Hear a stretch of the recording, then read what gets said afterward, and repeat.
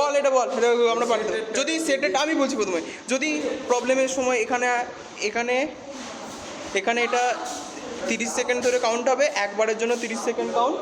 এটাকে যদি আমরা 20 সেকেন্ড করতে চাই, আর ইটারেশন টাইমটা যদি একের জায়গায় 2 থাকে বা 3 থাকে বা 4 থাকে, সেটাকে যদি আমরা 1 করতে চাই, সেটাকে করবো কী করে? আসানে একটু আমাদের এই বিষয়ে হ্যাঁ সেইটাকে আসানে একটু বলে দেবে। হ্যাঁ, এবার আসানে এটাকে দেখাচ্ছি। আসানে পুরো নাম হচ্ছে অর্ণব কোলে প্লিজ। হ্যাঁ দেখো, এটা তো স্টার্ট হচ্ছে। হ্যাঁ, এখন এটা 30 সেকেন্ড যখন থেমে যাবে, এবারে দাঁড়া ও একটা শেখাচ্ছে, দাঁড়া ও শেখাচ্ছে, শিখে নে, আমি পরে বলে দিচ্ছি ব্যাপারটা। রিকল ডাটাতে এসটা হচ্ছে সেট অফ প্যারামিটার, মানে প্যারামিটার সেট করবো। তাহলে এসটাই টিপলাম, যে সেট প্যারামিটার হলো। এইখানে দেখ এস আছে, ইটা হচ্ছে এক্সিকিউট করবো আমরা। এবারে এক্সিকিউট করে টিপলাম, তো কাউন্টিং টাইম আর রানস দুটো আছে। টি এর জন্য এখানে টিপতে হবে, এখানে এই বাটনে, ইউ এর জন্য এটার জন্য এটা টিপতে হবে। তাহলে আমি যদি কাউন্টিং টাইম যদি যাই, তাহলে এখানে টিপবো কাউন্টিং টাইম 20 সেকেন্ড করে দেয়। 30 সেকেন্ড। আমি এখন তুই দেখানোর জন্য 20 সেকেন্ড করতে 20 সেকেন্ড করছি।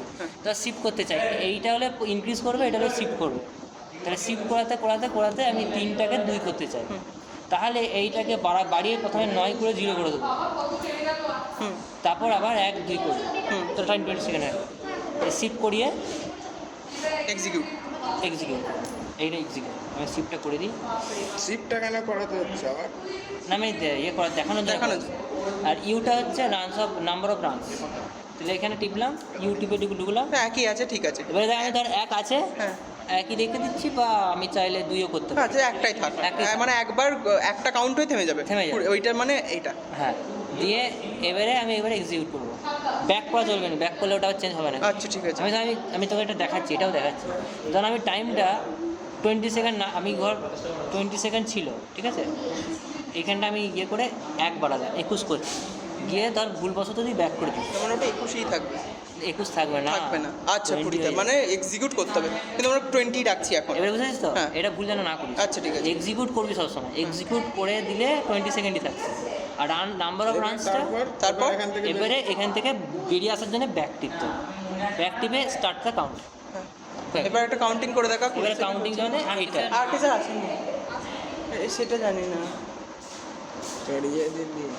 ও হ্যাঁ, আচ্ছা ওইটা তো সেট করাই থাকবে, যদি না থাকে মনটা ভেঙে দিলি।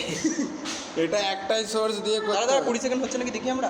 ও পার্টিকেল আছে, পার্টিকেল অ্যান্টি পার্টিকেল। ও এইটা কি রে?